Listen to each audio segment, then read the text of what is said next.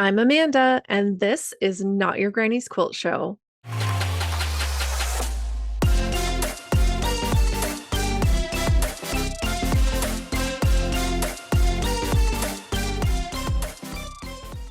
Hello, everybody, and welcome to today's episode. I'm so glad you're here. I've got an amazing author and psychologist on the show today. Her name is Nicole Nehrig. She just wrote a book, and it comes out tomorrow, August 19th, called With Her Own Hands. And it is Nicole's compilation of research and ideas about what it means to be a woman who works with fiber, who knits, who sews, who crochets, and provides for a family or cares for their home, and what that looks like throughout history and in different cultures, and from the women's perspective, because I think there's a lot of men telling us how women experienced it and not a lot about women telling us how they experienced it. And so she did a ton of great research. She talked to tons of great people, historians, the women in Gee's Bend, just a lot of great resources to help her write this book. So I was able to get an advance copy from her, and I got to read it ahead of time. And oh my gosh, I loved it. I loved every word. I thought it was such a beautiful piece. I don't know what to call it, like culmination of this concept of how valuable women's fiber work is. And so I really hope you guys go check it out and grab a copy. There's links in the show notes for you to go grab your own. But again, comes out on the 19th. So if you're listening to this on the day of the episode release, you have to wait till tomorrow. But that's okay, because now you can get so excited and go buy it as soon as it's available. So anyway, Nicole's journey through her knitting and learning to sew, and she's starting to quilt now, yay, just really fed a lot into her desire to bring this book to life. So I hope you enjoy this conversation. I sure did. And I also know that you guys will enjoy this book as well. So go grab a copy and let's just get into it. Hi, Nicole. How are you? Hi, Amanda. I'm doing great. How are you? I'm so good. I'm excited to chat because you're not a traditional guest. You're not a quilter per se. You said you started quilting, and we'll talk about that, but you're a knitter and you're an author. So we're here to talk about all those things, which is just so exciting. Thanks. I'm really excited to talk with you.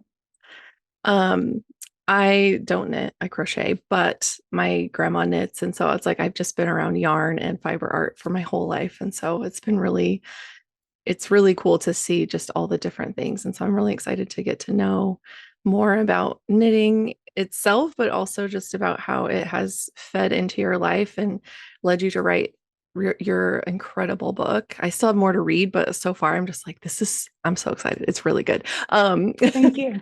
So we'll get into that. But yeah, I want to just go back to the start like we do and learn where you picked up knitting. Has it been around you since you were a little kid, or was it just when you were an adult that you found it? Yeah, it was really as an adult. So nobody in my family does much in the way of textile work. My grandma, I learned um, more recently that she quilted, Hmm. and my mother gave me a quilt of hers when I started writing the book and said, "Oh, my mom made this. It's a yo-yo quilt. She made this quilt when she was pregnant with my sister, my aunt, who's 11 years older than my mom. So I think she started Oh, it in 1939." And oh my gosh. she gave me this quilt and said my mom never finished it. It's missing like 20 yo-yos, like at the border. And she said my mom gave it to me like in the early 90s or late 80s and said, "Here, why don't you finish this quilt?" And my mom never did. It sat in Oh the my gosh. closet for decades longer. And Yeah. then when I started writing the book, it made my mom think, "Oh, hey, I have this quilt of grandma's. Why don't you take it and maybe you can finish it?" So I actually learned how to make yo-yos. I finished it with my daughter, who at the time was 8. Oh my And gosh. I had my mom do one. I had my cousin Joyce do one, and her daughter Madison do one. So we had 4 generations of people represented, of women in the family represented finishing the quilt. So our hands are all in it somehow. and I did finish my grandma's quilt. So that was my start in actually doing some quilting. I had like a brief try at it in the pandemic when I thought, this is a good time to take on quilting. And I made like 2 blocks or something. And then like, this is not working for me. But I'm finding my way more into that. But Yeah. going back to getting into knitting, so it was in my mid 20s, and I was at a hobby store and I picked up a knitting kit. It was just a teach yourself how to knit kit. Hmm. And I don't know, I just thought I would give this a try. I didn't know anybody that knitted. Knitting wasn't that, I mean, it was like just starting to kind of be in the atmosphere a little bit more with like stitch and bitch, Mm. and these kinds of movements starting in the late 90s, early Yeah. 2000s. And so I was like, oh, why not? I'll give it a try. It'll give me something to do in my downtime. And I really liked it. You know, I taught myself from like this little pamphlet that they provided in the book. And when I needed additional support, I looked on YouTube for Hmm. videos. YouTube had like really just started. This was Yeah. 2006, I think. And I made a really wonky looking scarf that like it was part garter stitch, part stockinette stitch, so that it like kind of like went wobbly in and out along the way. It was not very attractive. And then I made this hat because they only provided straight needles in the knitting kit. The hat was knitted as a square and then kind of Okay. like sewn up together. So Yeah. it was also kind of wonky looking, but I was very proud that I had made this thing and it worked out. And I gave it to a friend for her birthday, both things, and she still has them. Oh my Bless her gosh. heart. Yeah. um, and yeah, that was just kind of the beginning of it. And I then wanted to make things for friends. So it was really, I don't think I made myself anything for the first couple of years, even. I made scarves for friends mostly. And then I started grad school for psychology. And grad school changed my life in all sorts of ways. But one way that it changed my life, maybe not for the better in the moment, was that it took away my love of reading for pleasure, Mm. because I had so much to read for school. Yeah. So, what did I do when I could not bear to read any more of the assigned reading for class? I knitted. So, knitting kind of took on like a new meaning and I had this like real new surge of interest, and I got more detailed with it. Instead of making just scarves, I was like, I'll make a sweater, I'll make lace shawls, you know, and I got Yeah. really more into complex knitting patterns and things. And it really served as like a counter to so much that was going on in my training to be a psychologist. Hmm. Um, I found just, you know, being in a room with a patient and talking about these like kind of confusing feelings and experiences and trying to make sense of a lot of things, you know, is really intangible. And Yeah. there's a lot that just feels like you don't quite know if you're making progress, if things are moving in the right direction or not, you know, if you've made a mistake or not. Yeah. And knitting is really different from that. Like you can see your progress. If you sit for an hour and knit, you have this much more of a scarf or a sweater or something.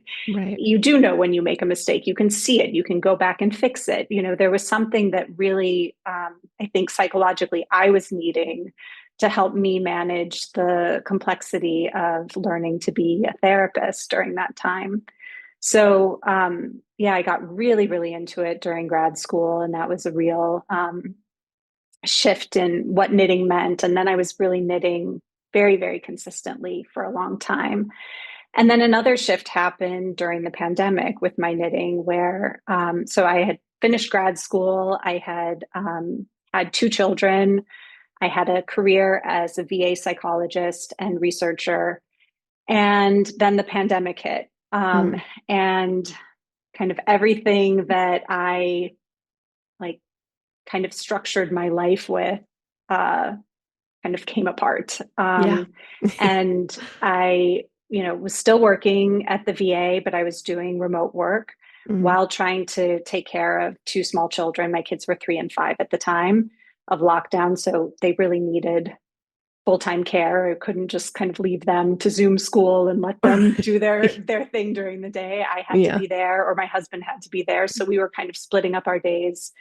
And yeah, I something really shifted. Research had been my passion. It was where I channeled my intellectual and creative energy. I had wonderful collaborators at the VA, and loved doing this research, talking about these ideas, figuring out how to operationalize these questions that we had. And so that really was like what kind of took up my creative and intellectual energy at the time. And research was put on hold Yeah. for indefinitely. And so I didn't have the research, and I realized kind of that I didn't miss it as much as I thought I would. And that life at home, which I had not been a stay-at-home mom really at any point. I kind of was home for the first year with my daughter when she was born, but it was because I had this research postdoc that I could largely do from home. So I was still engaged in this intellectual work in that way. Mhm. And then here I was at home, and I was actually kind of enjoying it. I was enjoying this like pace of life, cooking with my kids, doing, projects around the house, art projects, and figuring out how to occupy many hours of the day. And knitting really became this way that I channeled my intellectual and creative interest. It was really the only thing that I could do for myself during this time, because I was either seeing patients or students. I was teaching also and supervising. So I was Mhm. like really just doing what was needed to take care of my patients and students. And then at home, taking care of my kids and, all that was needed around the house. And, but so I hadn't like really no just time alone. It was either patients and students or kids. And so I could knit while I was with my kids, though. They could Mhm. play in the garden, or they could be on Zoom school or watching a movie or something, and I could sit and knit with them. And so it was something that I was able to continue to do for myself while being with them. So that was really how the idea for the book was born. Just thinking about, oh, this is interesting that I'm kind of in a way living a life more traditional to Mhm. what women had lived, being kind of more confined to the domestic sphere, and kind of consumed with the tasks of daily domestic life. Yeah. And knitting is this thing that offers possibility for intellectual and creative expression in ways that a lot of other aspects of day-to-day life don't. If you love cooking and you're really creative as a cook or baker or something, maybe you get it out of that, but there aren't like particularly creative ways to do laundry, or Yeah. clean your house or scrub your Yeah. toilets or something. Yeah. But this is a place that offers a lot more possibility and a lot more ability to kind of express yourself and your ideas, and learn new things and challenge yourself and everything. And I found that that's really what was happening there, is that I was taking on new challenges and learning new things. And so it made me wonder about what this work has meant for women throughout history, and how women in their quilting, knitting, crochet, needlepoint, embroidery, like all of these things, how that served as a way for them to access things that weren't accessible in a lot of other aspects of domestic life and daily life.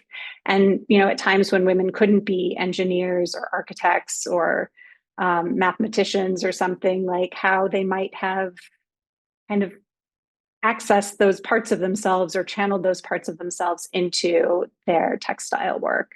Yeah. So that made me start to read about it and think more about it. And I didn't think at first that I would write a book. I just wanted to learn about it. And I read a couple books, and nothing was quite speaking to the personal experience of this work for women. It was talking about some things touched on it a bit, but there were books on like the economics of it and how textile Mm, work has been so instrumental to the world economy throughout history. And yeah. that was fascinating. And then how it was um, a way for women to earn an income and all these things. So there were things that touched on it and touched on certainly the significance of it historically Hmm. for the world, but didn't really get into each individual woman's experience or what the potential of this work could mean to them. So that was kind of then when I started to think maybe I should write something about that. Maybe I should do some research and see if I can what I can find about that and put that together. And since Yeah. I'm a psychologist, I'm interested in people's individual experiences and how they make meaning in their lives. And so that was kind of how the book was born. It was very intertwined with my own experience of knitting and what knitting was meaning to me during these different times in my life. Yeah. Wow. That's so cool. And just that evolution of that, like, oh, this is a cool hobby. I can try this and help focus my mind a little bit and just how it carried you through all those changes. That's a lot of big changes. Like having gone to grad school myself, yikes. It's a lot. And I had quilting at Yeah. that time. So it's like, I just need a break. I cannot read one more academic paper or I'm going to scream. I just need to sew some shit together because I know I can do that. And I can't, like, Mhm. I don't have to write a paper at the moment. So, like, I totally, and yeah, I had crochet as well. So it, it definitely having a hobby or something to do with your hands when what you're doing is so academic and intellectual is like a godsend for real because it's like focuses that energy somewhere else because it is so much to hold in your brain. And for me, I found that it would just help me process what I was reading and Yeah. interacting with more because I had time to sit and it like gets you in that meditative state, that repeated motion of like creating, chains or loops or whatever you're doing on your hook, or if you're just sewing straight lines. If I was chain piecing, I could just like zone out and it was just so nice. So it's cool to hear your experience with that. And um as a spouse to a therapist, I know how it can be like all this heady stuff and you know he can share with me, but I'm not necessarily in that same sphere, so I only have a certain understanding of it. And yeah, so a hobby is definitely a place to let all that kind of marinate and find connection in with everything else and that, like you're saying, that personal experience and bringing your own to the idea of knitting and what that means for women. And I think I never even thought about the domesticity of crafts and hobbies and textile work because I grew up in a house where my mom just always sewed and made stuff, and she never did yarn things. That was kind of my thing. My grandma, my dad's mom had taught me when I was around 10, and I didn't really do much with it. But then in college in the early 2000s, it was like, Mhm. oh, we're gonna make a Stitch and Bitch group and we're gonna make hats and scarves for the like homeless population. And I was like, sweet, let's do it. And so I was like, I know how to do this. And it was so bad at first because I was just like trying to remember what my grandma taught me. So um but yeah, like as I went along and did it, it's just, yeah, it was kind of crazy that the early 2000s time, how it like was so popular to crochet or knit everything. And so it's kind of funny that you mentioned that because I was like, yeah, I remember that time. I was like working at a bookstore, buying like used crochet books and like trying to be like, I'm cool, I crochet. And it was hard to find yarn at that time too, good yarn. Like there Yeah. was, you could go to Michael's or something, but I remember not really knowing like that yarn stores existed Yeah. or there not being many yarn stores around, and then kind of researching things, and new yarn stores started opening more around that time, and it was exciting. And Ravelry started, which really blew my world wide open. Yeah. And just, yeah, where to find patterns. I didn't have a lot of money at that time to like buy expensive pattern books just for like No. one pattern. And Right. so then when Ravelry happened, that was a real revolution in accessibility of patterns, and Yeah. people posted free patterns, and you could kind of find community and see all the things that people were doing and what yarns they were using. And then you discovered new yarns. And I mean, that was an exciting Yeah. time. Yeah, for sure. Yeah, we had like a specialty yarn store here in town. We had it forever. It's called now I can't remember what it was called. It just left my brain. But anyway, it was there. And like I never went there because my mom was like, no, the yarn there's so expensive. It's like fancy specialty. And she's like, we'll just go to Joann's. I Mm-hmm. was like, okay. So I would always get yarn from Joann's. And then they started having better stuff like Lion Brand and all that. Like they started Mm-hmm. putting out better, different types of yarn. So you weren't just buying like the super saver, like giant skein of scratchy, gross yarn Right. that, Acrylic yarn. yeah, Yeah. it's like, oh, this is so nice as you're like scratching the skin off your neck.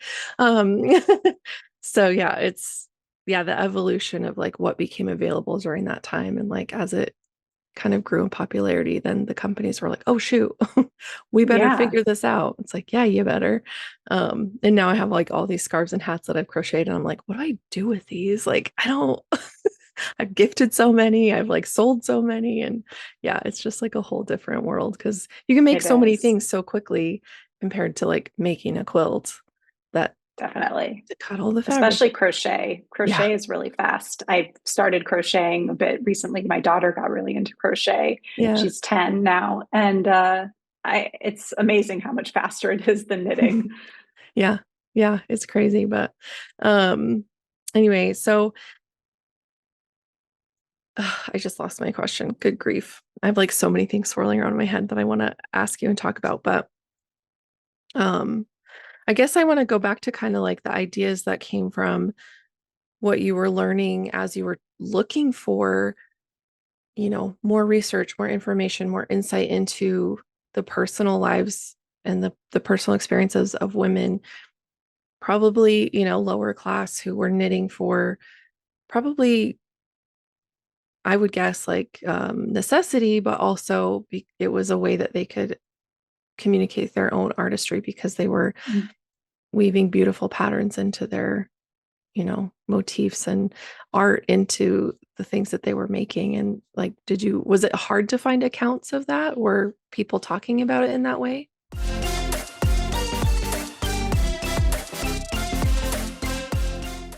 Yeah. So it, there aren't a whole lot of historical accounts because, of course, people did not historically record that much about women's lives, and women didn't write so much about their own lives or record details of things that were considered kind of pedestrian, right? Like Mm-hmm. knitting or embroidery or weaving. But there were some accounts. I found a really, The Subversive Stitch by Rosika Parker is an incredible book. And she shares an account of a woman who wrote, she became the first female doctor, or she became a physician, I think, in the 1700s. It was Mm-hmm. really kind of an incredible account. Her name's Grace Sherrington. And she wrote about how she would do stitching like that she was supposed to do, kind of like sampler stuff. But then during the day, she would also set aside some time to just kind of stitch from her own imagination, or stitch, a bowl of fruit or something Yeah. in front of her. And that she allowed herself this freedom with it. And that was like the highlight of her day, was getting to kind of be artistic and imaginative with her stitching. Mm-hmm. And so I found some accounts like that were really remarkable. Women writing about this, what this work meant to them, and how it kind of enriched their mind or enlivened their spirit or something, to be able to just kind of make something that was theirs Mm-hmm. and not prescribed and not part of, what was what they were supposed to do in their day, but something that was really just theirs. So I found some accounts like that. And then I found some accounts, more cross culturally, thinking about, what this work means still in Indigenous communities that exist currently, Mm-hmm. and what it has meant to those communities for a long time, where the meaning of it hasn't changed quite as much as how it's changed among people like us, say. Mm-hmm. And so I've understood a lot about then talking to like weavers in Peru, what this work means to them, what it meant to their mothers, their grandmothers, and everything, and how this really transmits cultural ideas and religious ideas and all of these things that are, critically important, not just to the person, but to the culture, the Mhm. community. So those things were accessible in a way that, say, trying to understand what this work meant or getting firsthand accounts from a woman, 300 years ago or 1,000 years ago or something might not have been. And then some is, somewhat speculative. Like I Mhm. did interview people who study or are involved with the Bayeux Tapestry, Mhm. which is this 1066. Well, the conquest of the Norman conquest was 1066, and then the tapestry was made afterwards to kind of share the story of this Norman conquest Mhm. throughout England and France. And, these women stitched this thing in the aftermath of a very bloody war. What did it mean to these women to be stitching this tapestry at that time? I don't really know exactly because Right. they didn't write about it. Nothing was written about their experience. Of course, the real important story was documenting the war, the conquest, And what the the new men did. king, what the Yeah. men did Mhm. exactly. And then the women, here are stitching this thing to share that cultural history and everything. But what of Yeah. their stories? What did it mean to them? So I spoke with historians who study the tapestry, who had some thoughts on what it might have meant to them to stitch it. And then I interviewed a woman, Mia Hansen, who is recreating the entire Bayeux Tapestry on her own.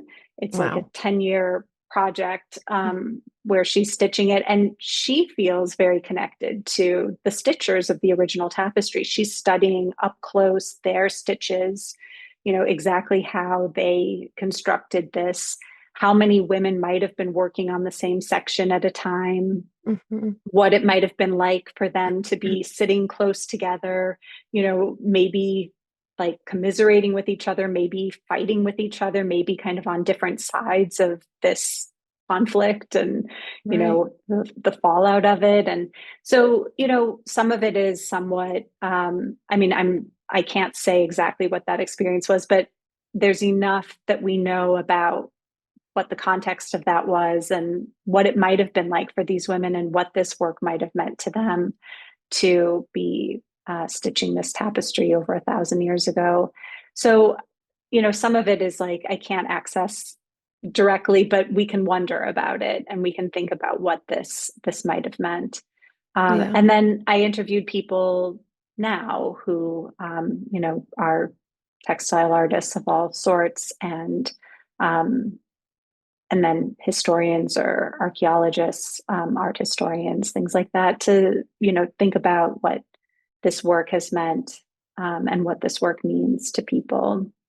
Mhm. So yeah, that was kind of I needed to talk to people and not just rely on books for it because there wasn't enough um, even though there's so much. I mean, this is like the subject is rich beyond my imagination. Yeah.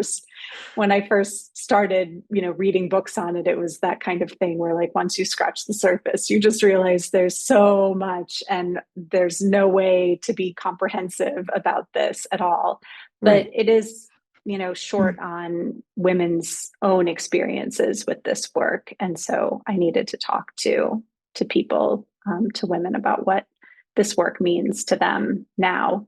And then, think about what of that can we also, you know, like kind of trace back to different times that it might not be that we're all that different now than we were a couple hundred years ago, and that women, of course, the context in which they were doing it, the amount of choice they had over whether or not to do this work was very different than for us now, where Right. especially again, women like us who live in the world we live in can choose this. We've gone to graduate school. Like we don't have to stitch things to make an income or to Mm. clothe our children or keep Right. our families warm at night and everything. But Mhm. um, I'm sure there were women who did it that absolutely hated it, whereas now again, in our world. In other parts of the world, I'm sure there are women who do it, who hate it, who have to do it as a necessity. But Right. I think there's a lot more choice in general now. And the women who do it now choose it because they love it. It expresses something about them, their lives. It provides a connection to their ancestors, to a grandma or a mom or something that feels meaningful and important. And Yeah. or maybe it's a way to connect with friends like in a stitch and bitch circle or something now. And Yeah.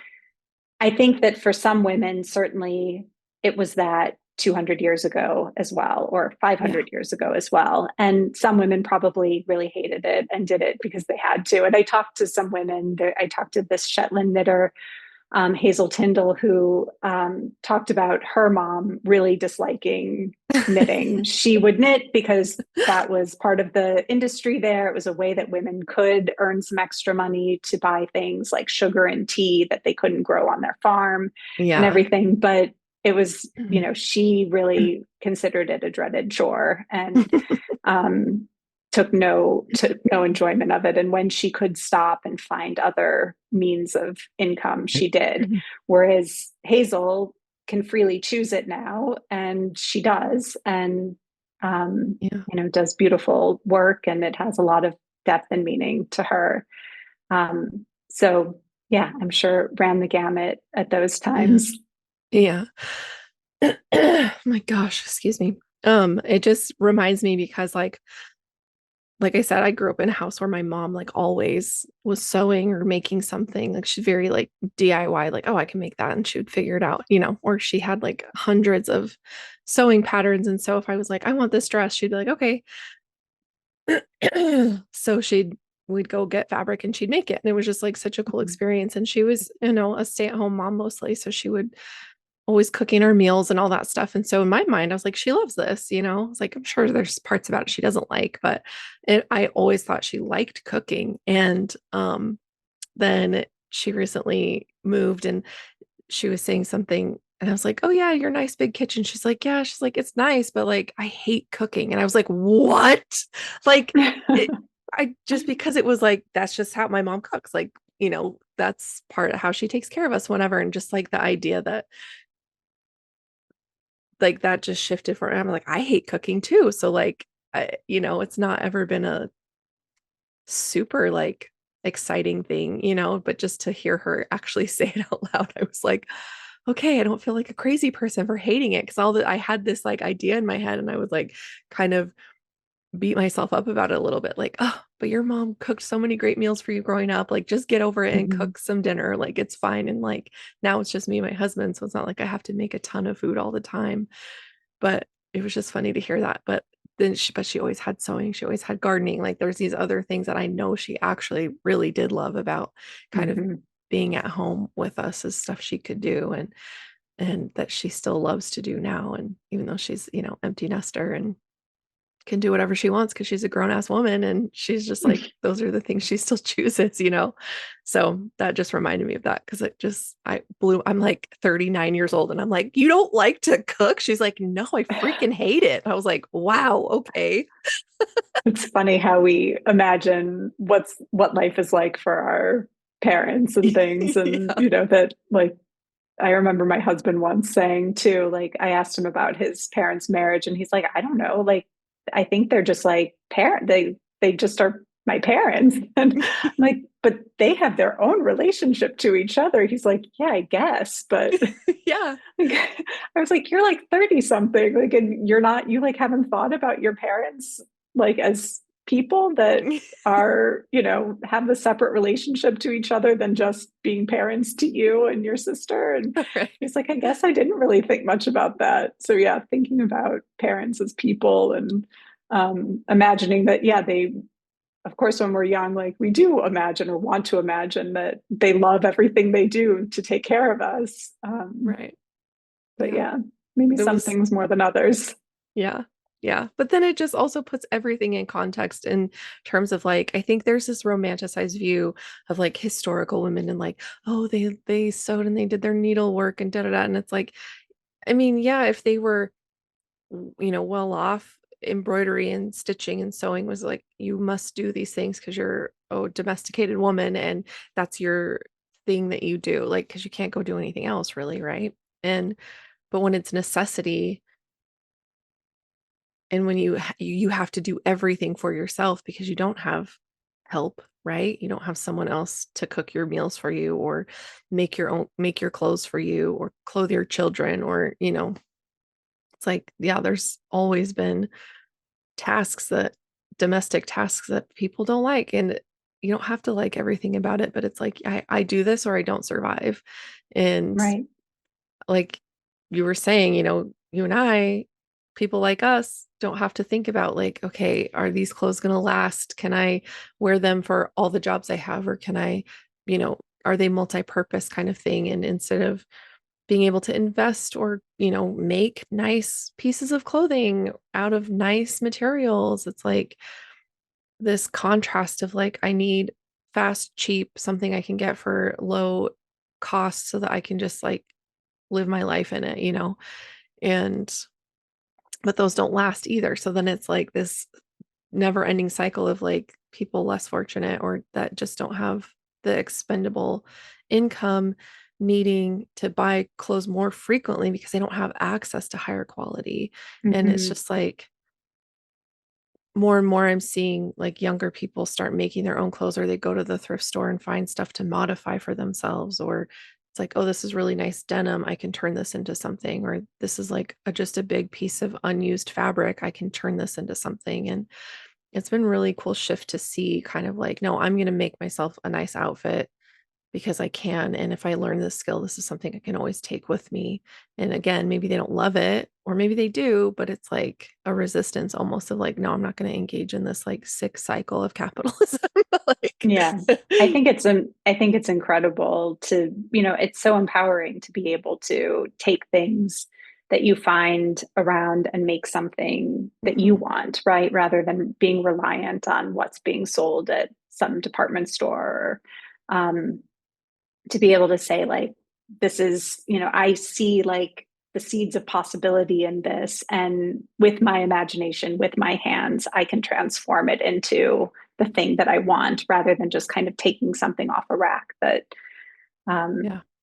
you know is will like get the job done or something. Yeah. And if you can afford really fancy clothes and you can buy beautiful designer clothes that have been thoughtfully designed and maybe thoughtfully made, a lot of designer clothes is still made in the same kinds of not thoughtfully considered ways. Yeah. But if you can buy things that have artistry to them, that have like real design to them, or that maybe are even thoughtfully made, that's wonderful and Mhm. a great thing to support people who are doing that work, and bringing some creativity and artistry to it. But Right. to buy things that are just the kind of generic, cheap, will fall apart after 8 washes or something, Yeah. is really disheartening. It's really depressing. And, Yeah. you know, Yeah. I think being able to kind of transform things is really empowering. Mhm. Yeah, it puts the power of that in your own hands and you don't have to rely on anybody else and being able to like fit your own clothes too because it's like, yeah, you buy stuff off the rack and it's not going to fit every single body and that's something I've always struggled with. So like having a mom who I'm like, I would want these really fancy formal dresses for dances and things, but like my dimensions don't match.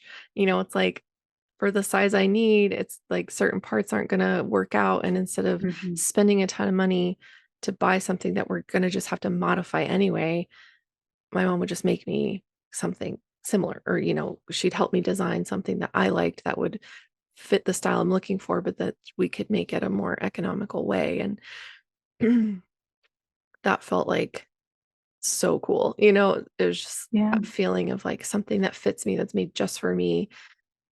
And now that I'm like I'm still quilting, obviously, but like moving more into like, you know what? Yeah, I do want to do some garment sewing. I hate buying clothes at the store. There are certain things I'm like, I know I can buy these kinds of clothes and that's fine. if I need them, but I want to be able to make my own pants. I want to be able to make, there's like certain things I want to be able to make. And so as I'm like digging back into that world, I'm like, oh, I actually know a lot of things from my mom. I just have never put them into practice. And so trying to just take that power back of like not feeling bad about my body or like not feeling bad about the shape I am just to like go spend $57 on a t-shirt. It's like there's so many different avenues of where that empowerment comes from as well. So it's just I interesting. love that idea of making the clothes that fit your body rather than trying to make your body fit into standard sizes of clothes or something, right? There's like a real like celebration of yourself in that too. And of Yeah. saying, this is, I'm instead of trying to make my body a way that fits some standard that's set by someone else, like I can set the standard. My body is the standard by which I want to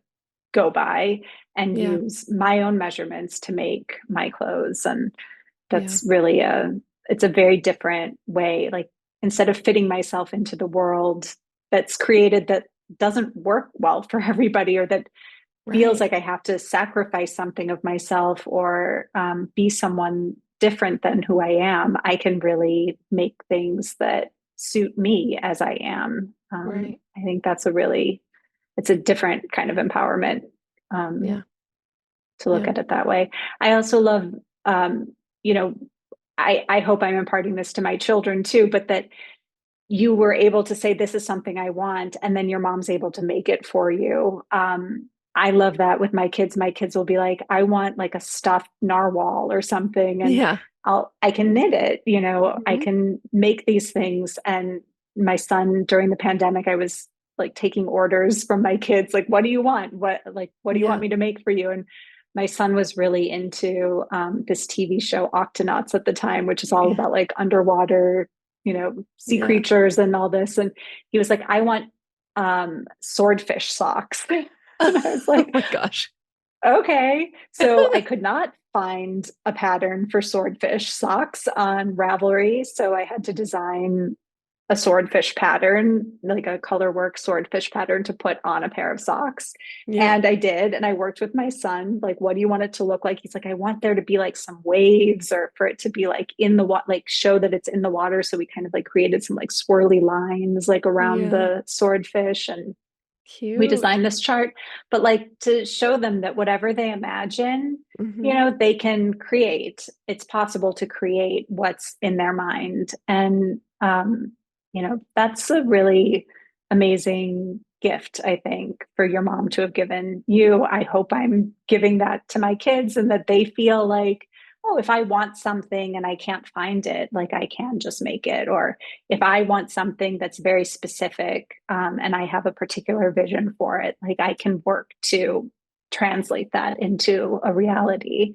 And like, how great is that in all aspects of life, whatever it is you're doing, whether it's a textile art, or, something at your job, or, Yeah. a way that you want the world to be more broadly. That what I have in my mind, I can work to make happen in my reality.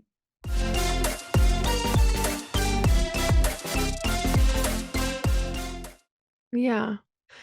Yeah. And that is something I've said it multiple times, but it's just like that is one thing that as an adult I've been so grateful for that my mom did. And maybe I didn't always appreciate it at every stage of my life, but as I've gotten older and kind of, you know, I'm home now more because I work from home. So I'm like finding that I have to do more domestic-y things than before, and not have to, but it's just kind of more my responsibility a little bit at this Mm. time. Um and I'm like, okay, like I'm so glad my mom taught me this, or I'm so glad I saw my mom doing it this thing because now I know what to do with it or whatever. It's like there's different things, and especially with like sewing, it was just like that can do it. Like I can do anything kind of attitude of like, Mhm. oh, I can figure this out. I can make that. I can, I can access these things that can feel so inaccessible to people at times. And it's come in handy so many times, like that idea that like, well, I can just make it. And not to say that I have tons and tons of free time and that I'm just out there willy-nilly like making whatever comes into my head. But I think just that attitude of like, there's always a way to figure something out, or always a way Yeah. to like use your own skills to get something that you want. Like I wanted a nice formal dress. Well, my mom helped me make it. And Mhm. now I'm like, oh, I want this kind of shirt. Well, I'll just make it. Like, oh, I want this kind of quilt. Well, I'm going to make that kind of quilt. It's like I don't have I still have voices that are like, you can't do that. You're too lazy, or like, just the things we hear in our own heads. Um, but yeah, overwhelmingly it's more like, yeah, I can do that. Yeah. Yeah. And it like brings you to a point of creative problem solving and everything too, to then figure out, okay, how do I make that? Right. I want this thing, or I have this image in my head of something that I want. And now I have to figure out how to work it out so that I can have that. And that is such an intellectually important skill to develop, to be able to like work backwards from an idea and really break it down then into, how am I going to do that? How am I going to make these things come together in this way? What skills do I need for that? What skills do I have that I can apply? What might I need to learn in order to make that happen? Right. Right. And I think that's such a great skill to have to think through, and not just rely on things existing already, you finding the things that exist already, but to be Yeah. able to really think through the steps of, whether that's like, oh, I can find a pattern, I can, I modify patterns all the time. I'm Hmm. not great at just like, with knitting, I can come up with patterns at this point fairly easily. But Hmm. with a lot of things, I take a pattern that I like and I modify it. Actually, the sweater I'm wearing is like a sweater that was designed by Kate Davies, called the Paper Doll Sweater. And it was a really popular sweater, but a lot of people changed the yoke. And Hmm. I had gone to Greece and saw all of these beautiful Black faces and Hmm. everything. And I thought, I really want to make a sweater that recreates those vases. And so I Hmm. made this based on an ancient Greek vase. So just modify, like I had an idea of what I wanted. I found a pattern that fit it fairly well, but that I could make some adjustments to Yeah. and make it what I want. And you can do that even just by changing the colors or Hmm. whatever in a pattern. Hmm. And in a quilt, you like quilts can look so radically different depending on the fabrics you use. Yeah. So even taking a pattern and modifying it is a great step in that. And other Yeah. times you've got to figure it all out on your own, and Yeah. um, it can be a Yeah. great learning process. Yeah, definitely. I think that's the fun part is like once you have the base set of skills, then you can start playing and like, oh, I know the basic rules. I know how things work. What else can I do? Like you almost hit a wall with that, like the basicness of things and go, well, what else can I do? It's like almost a little Yeah, like this is getting boring, but I don't want it to be boring. So what can I do to make it fun again? And like give yourself those challenges to learn new things. And your sweater, I was wondering, I was like, I wonder if she knitted that sweater. It's gorgeous. Oh my thank gosh, you. I love that. How cool. And yeah, like Thanks. seeing something out in the world and being able to translate it into fiber is so incredible. And I mean, it happens in quilting all the time. People see gorgeous tile patterns and then they're like, I'm going to turn that into Right. a quilt, or a, a crochet or a knit motif. I'm going to turn that into a quilt. Okay, great. It's like so many things kind of you find them in all different aspects of fiber art because people saw something and went, I'm going to turn that into fiber and make it happen. And it's just cool to see what can come from that and people's imaginations. And I think, kind of again, going back to like the historical aspect, I think when you're in a situation where like you're knitting for survival or not survival, but like well, yeah, survival, but like necessity and whatever. It's like you Mhm. find ways to make it beautiful so that you're not like, I would guess, like, I'm going to learn how to make flowers in this scarf I'm knitting so that it's more than just this thing, this Mhm. drab piece, or it's just more than plain, like adding little bits of beauty where maybe it was not expected to be found. And so I kind of like that idea that Yeah. it was almost a little defiance in that sense that like you're poor, you wear bad clothes, and nobody likes you. It's like, oh yeah, but what about this scarf? It's Yeah. like, what about my Right. And gorgeous putting hat? your own personal touch to it. It doesn't have to be just to keep you warm. And again, for women who did not like this and it was just to keep, warm and Right. clothe their kids, and they would much rather be doing something else, or they had other things that interested them. This was a, tedious part of Hmm. life that had to be got through Yeah. as quickly as possible. So they might not have taken the time to add Right. the flowers to their scarf or something. But for other people who thought, yeah, like, oh, I had this idea of how I could make this a more interesting experience and not just get through Yeah. it, but make it something creative and enjoyable, and or Yeah. learn something or have to figure something out. I think it speaks so much, like all that you've been saying speaks so much to humans' interest in growing, learning, being creative, imaginative, pushing themselves. Like, we don't really want to be complacent or like just be doing the thing that we know how to do all the time, as Right. much as, people complain about school, or, like, oh, I hate like all the learning and going to school, and how am I ever going to use this stuff? The things you hear kids say sometimes. Like, Yeah. as humans, we really do want to learn. We really do want to keep challenging ourselves, and aren't Hmm. content to just kind of do the thing that we know how to do over and over and over again. We do get bored and want to push ourselves and Yeah. keep growing and learning. And again, like, speaking to the psychological aspect of humanity and like what makes us human, and how we find happiness and contentment and satisfaction as humans, it is through, continuing to learn and grow and develop, and be Yeah. creative and put our mark on things. And I think textile work just offers so much opportunity for those processes. And again, just imagine that throughout history, it has been a way that women have expressed those things and found some fulfillment in, otherwise very difficult circumstances, and circumstances that might not have offered a lot of opportunity for those kinds of experiences. Yeah. Yeah.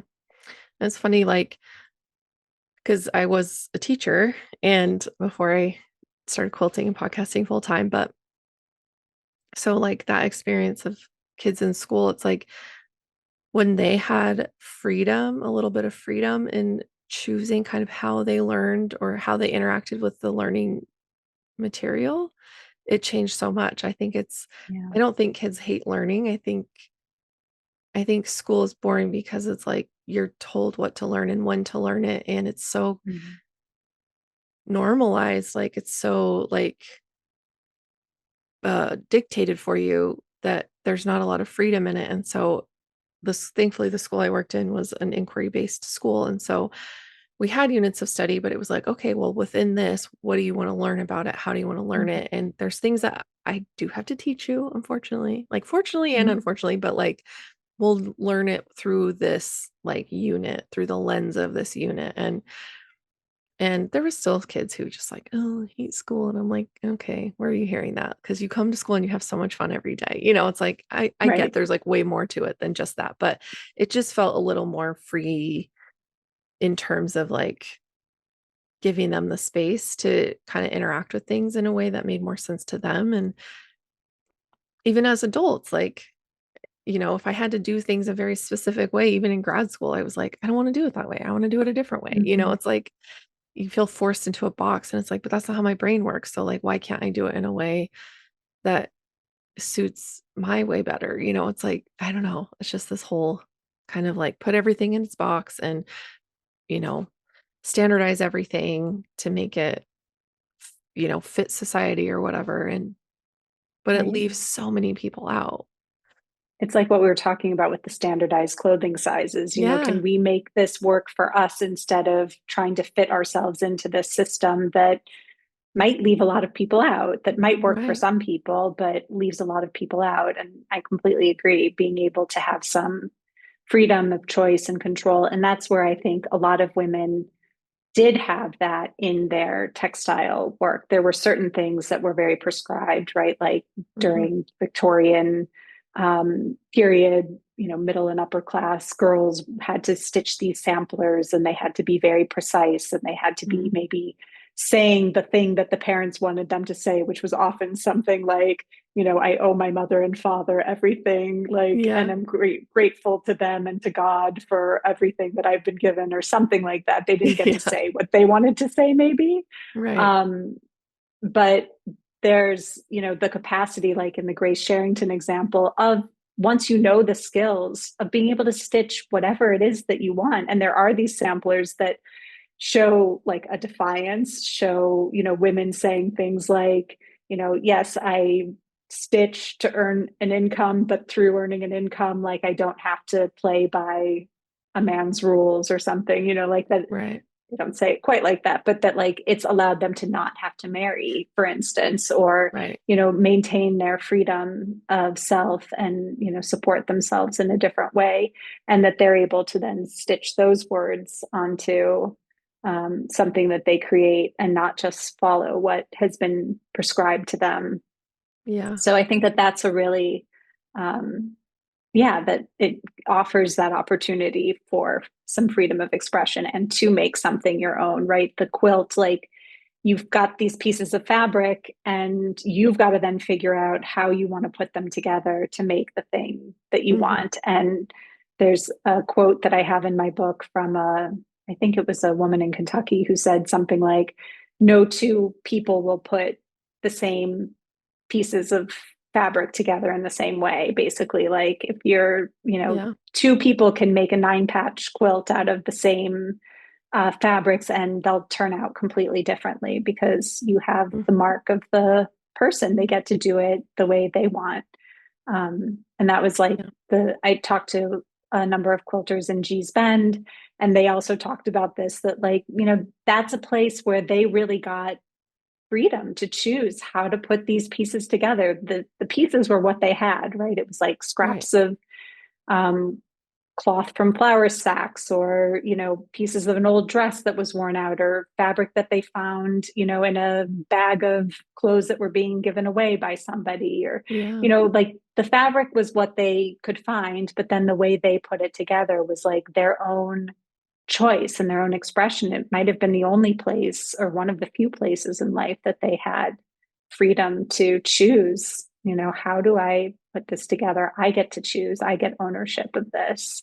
Yeah. I get to do it my way.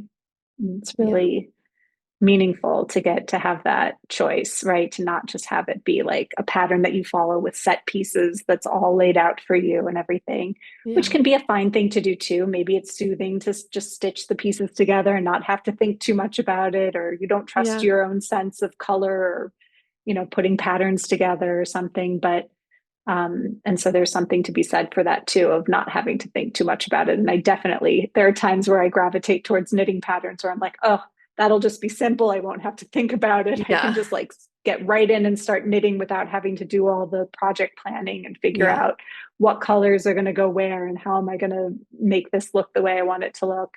There's Yeah. something really appealing at times to the simplicity of that, or the approachability of that. But other times it's, project planning can be my absolute favorite part of the process. And even once Yeah. I've like planned it, I'm sometimes like, I don't even so much care to knit it. Like part of it was Right. like a big part of it was the problem solving of like, how would I make this work and how Yeah. would I make it what I want? And the colors go together and everything. And once I'm like pretty satisfied that I found a really good arrangement of colors or something, I'm kind of like, oh, well, like I've like Yeah. scratched that itch or Yeah. something. I've Yeah. satisfied the, like I could do it. I know what I would Right. do. Yeah.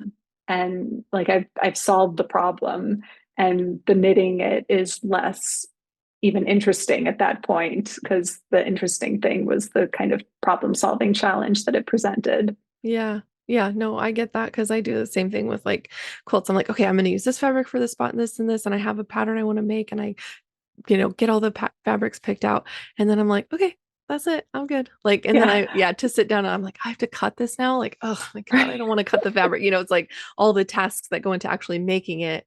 I'm like, no, okay, I'll make it like I know at least and I'll put it away in a project bin and I'll make a different day when I feel like actually making it. But yeah, that Exactly. But when you want to go to something where everything's been figured out and you can just sit and cut fabric and don't yeah, have to think about it, right? Like the times that you're needing the creative satisfaction of yeah. working through all that, the Hmm. creative steps, that's a different, like that satisfies a different need than the actually sitting down and just doing this kind of like rote cutting and piecing together of Yeah. things. Yeah, for Yeah. sure. But then, like you said, I do enjoy when I can just sit and sew sometimes. Yeah. It's like, Yeah, sometimes you don't want to do that mental mhm, effort, yeah, and you just want the thing that's there. I feel like with knitting, yeah, I often have a project going that's more complicated, like lace or color work or something, and then a project that is more like stockinette, or where I've like done a color work yoke already, and now I'm just doing the stockinette body and sleeves, and it's really straightforward. And that's the kind of thing that I can like pick up and take to go out with friends and like sit and have cocktails yeah, and chat with them and be just stitching away. right. Whereas like when I, want something like more focused and, that requires more concentration and kind of intellectual work or something, I can do the more challenging lace or color work. But I Hmm. wouldn't do that over cocktails with No, friends. no. Like I'd mess up and then be mad and have to go back and Yeah, pick nobody a wants to bunch of frog rows that. or something. Yeah, yeah. Yeah. That'd be so So that frustrating. Yeah. seems like a bad use of time. But to just like have stockinette going while I talk, I don't even really have to look at it. It's something I can do while watching a movie that I actually want to pay attention to. Hmm. Versus I watch plenty of movies with my kids that I don't really care to pay attention to or that we've Yeah. already seen before. Because my kids Hmm. are like, let's watch that again. I'm like, we watched that like a month ago. They're like, we don't Like, care. okay, fine. Yeah. Yeah, they're like, no, it was so good. We want to watch it again. Fine, we'll watch it again and I'll do my lace work. And I don't really Hmm. need to pay that much attention, but I can be there with my kids and they Yeah. can be kind of snuggling with me and Yeah. we can have this time together, but I can Yeah. focus my attention on something more engaging than the movie that I watched a month ago. Right.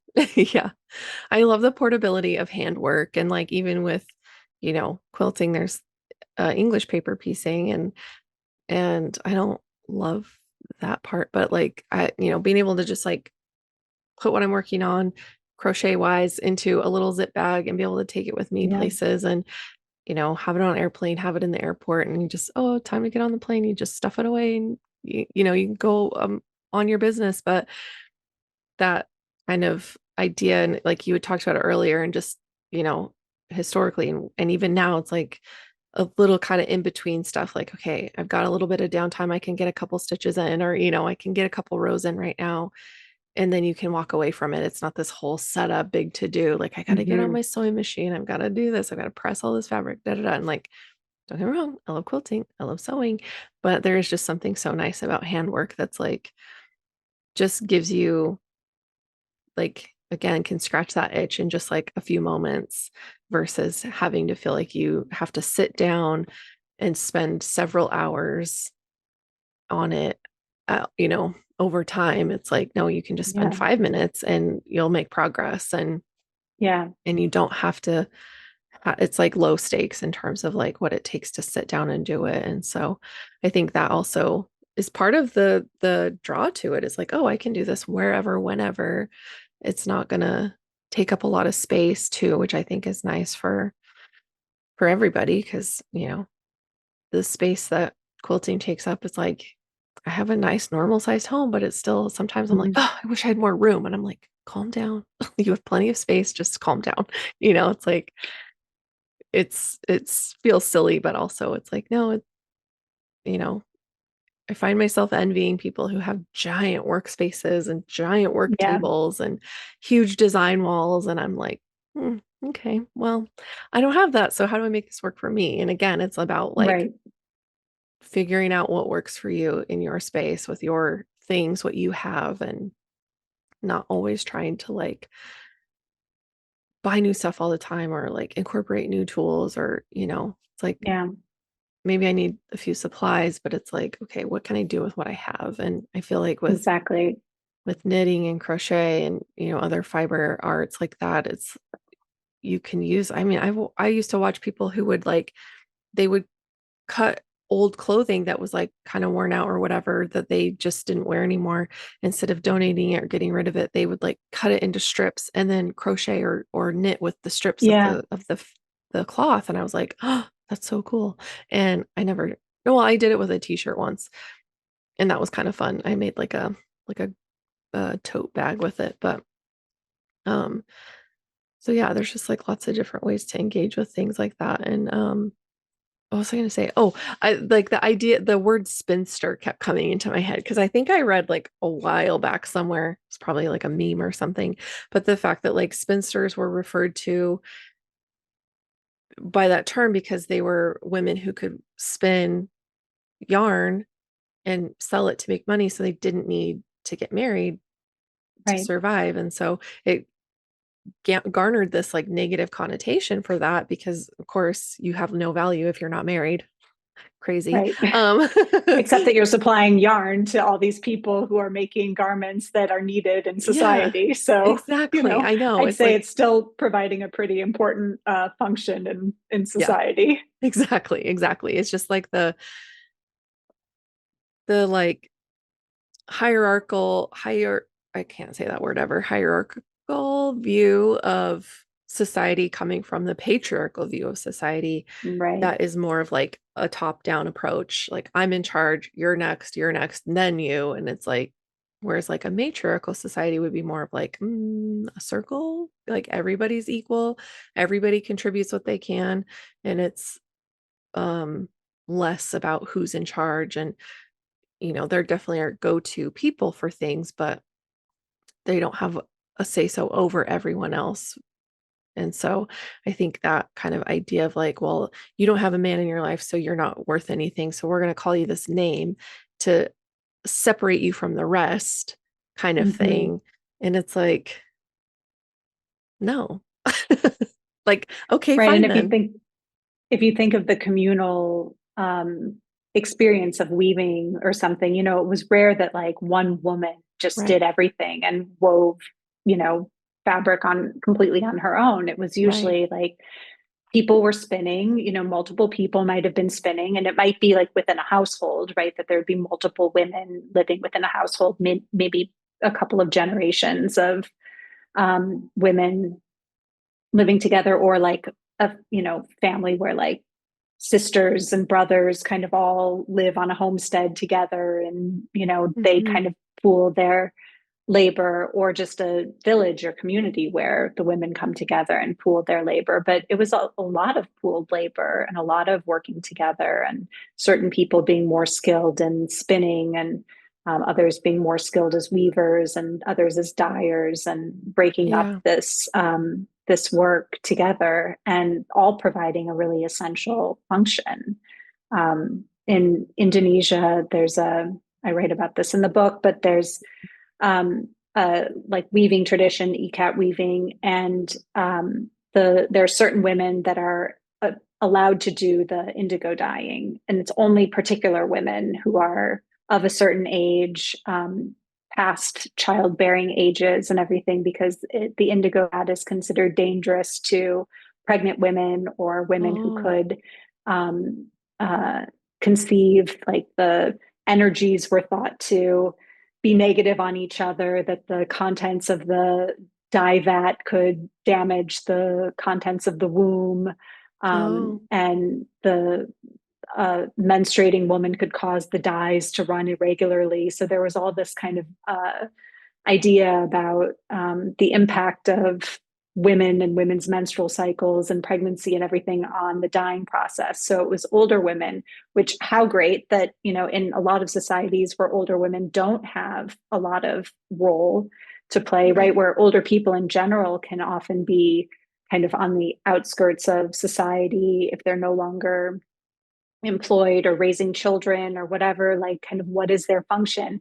But here in this society, the dyeing was this essential function that could only be performed by these older women who were no longer bearing children, and that uh, they serve this important role of the dye and hold these like honored positions in society, because the dye, indigo dyeing, is a very technical and, difficult process to get the Mhm. dyes the way that, they want them. And I mean, I've done some indigo dyeing and like, I can get blue onto fabric and everything, but like there for them, there's a very specific process. It's tied Yeah. to ritual and it needs to turn out a specific way. It's, very, very important. So, um, yeah, they have their kind of own secrets of um, how they prepare the dye bath, and they're honored and revered for their knowledge and skill with these dyes, which are also linked, interestingly, to medicinal things in terms of a lot of these women also practice midwifery and things like that, Mm. and use the indigo, which is like a natural anti-inflammatory and antibiotic, kind of treatment, antibacterial, antimicrobial. So it's like it has like the same healing properties. So it's like all very connected in the life Yeah. cycle and in the function that people play in a society in terms of supporting each other, helping each other, and particularly like women working together in this way. Mhm. It's really lovely. Yeah. Yeah. And you like think about like, quilting bees and quilting circles or knitting circles. It's like Yeah. it was, it has been and still is a way for people to gather and especially women to gather and commune and share knowledge and information and um help each other. Because you're right. I think like not once, I mean, the woman you mentioned, I'm so sorry I forgot her name, but she's working on that tapestry by herself.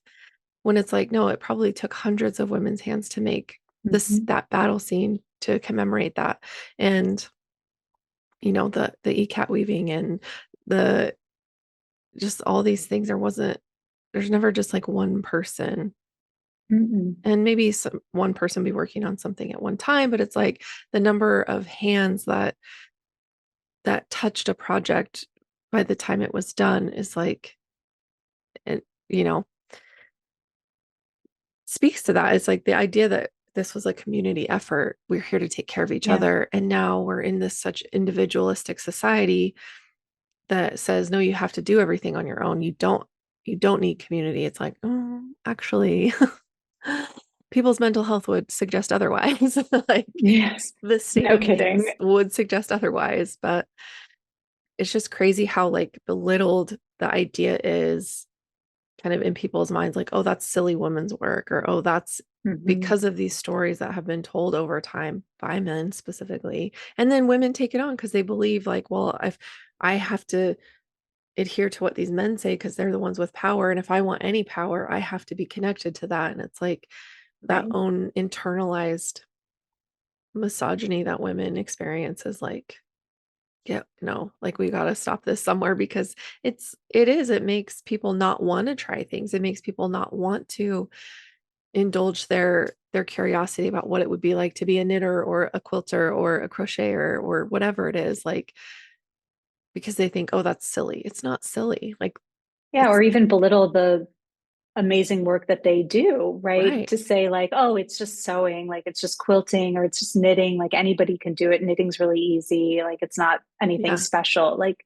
right, the way art and craft has been separated, and craft Yeah. then is like not art, but that all of these things are products of your mind, your hands, like that there's reason to celebrate this work and to, feel empowered by doing it, feel like what you're doing is meaningful and important and relevant. And I think that, yeah, it's unfortunate that so many people kind of don't think of what they are doing as artistic. I interviewed a woman in Gee's Bend who, when their quilts started getting recognized and being put in museums and things like that, it made them look at their quilts in a different way Yeah. and see um, the artistry in it. And it's no longer just a quilt that like everybody makes and that keeps people warm and everything.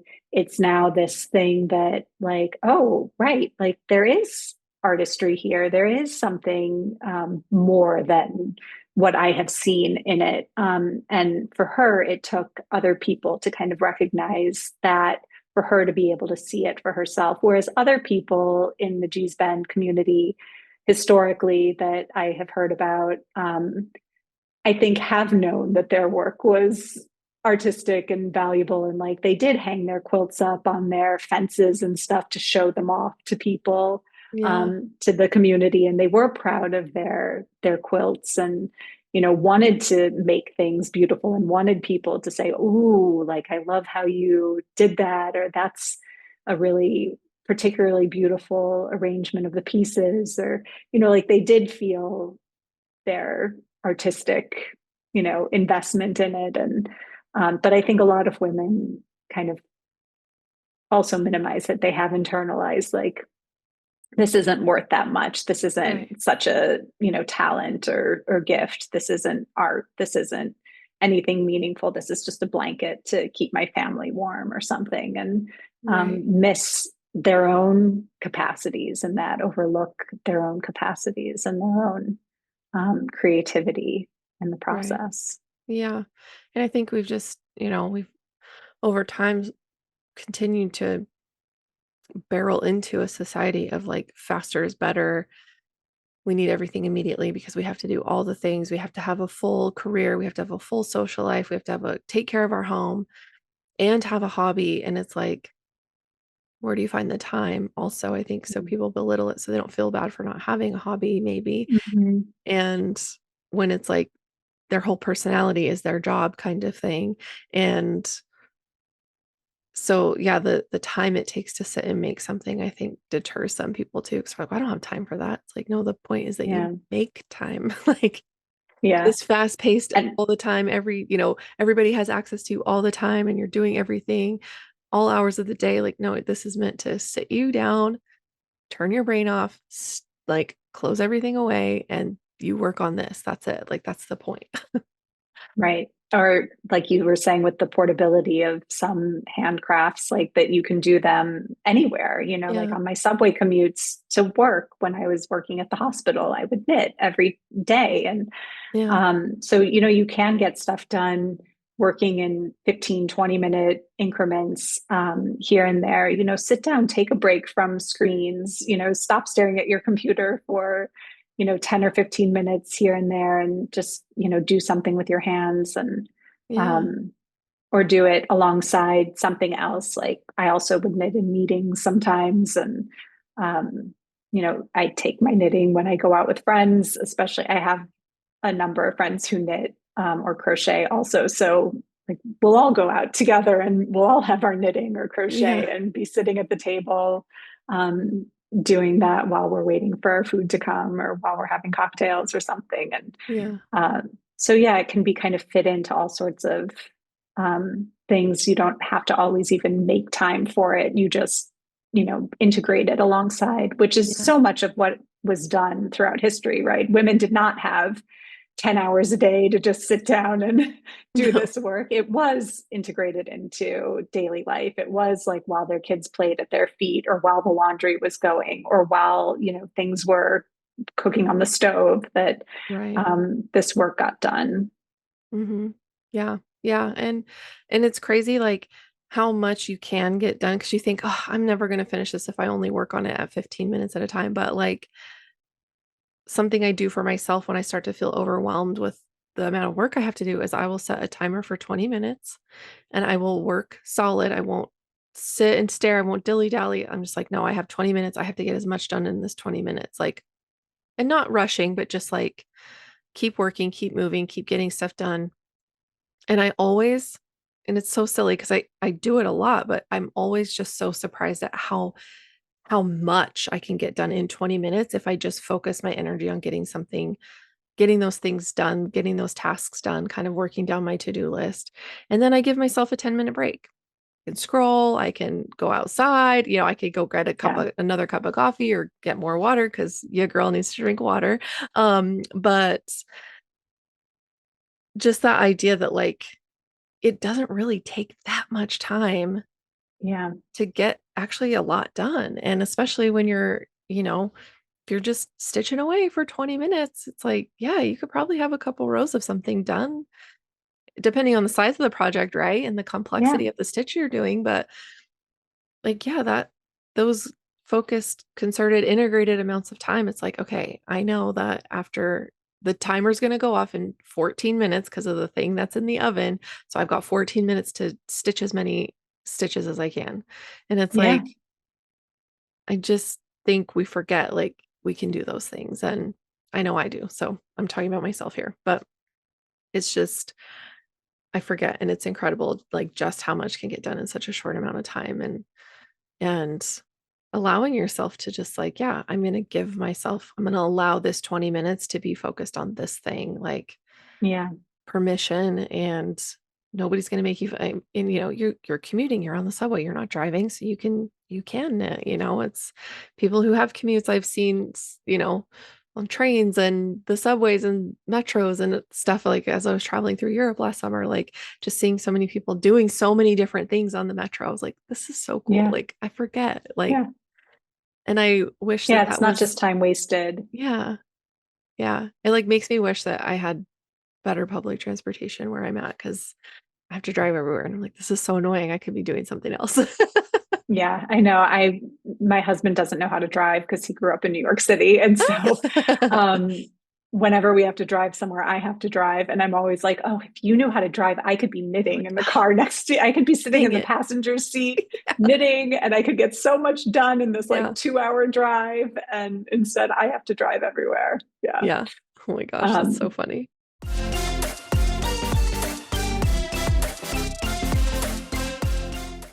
but the subway definitely lends itself. And then you're never bored. Like I don't get so annoyed when there are delays on the train and I'm like sitting there, I'd be really antsy and frustrated if I didn't have anything else to do. And I'd just be like looking at the clock and being like, oh, we've been stuck here for 5 minutes now and I'm going to be late to this thing. And, Yeah.